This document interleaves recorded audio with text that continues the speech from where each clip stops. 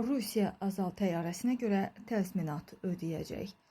9 oktyabr tarixli və gündəm xəbərin efirində bir xəbər diqqətinizə çatdırırıq. Belə ki, Rusiya Azal təyyarəsinin Qəzzaya uğraması ilə bağlı bütün məmurların hərəkətlərinə hüquqi qiymət verəcək.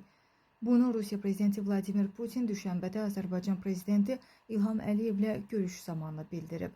Putin həmçinin qeyd edib ki, Rusiya bu faciəli hadisə ilə əlaqədar zərər çəkənlərə kompensasiya ödənilməsi və digər zəruri tədbirlərin həyata keçirilməsi üçün bütün lazımi addımları atacaq.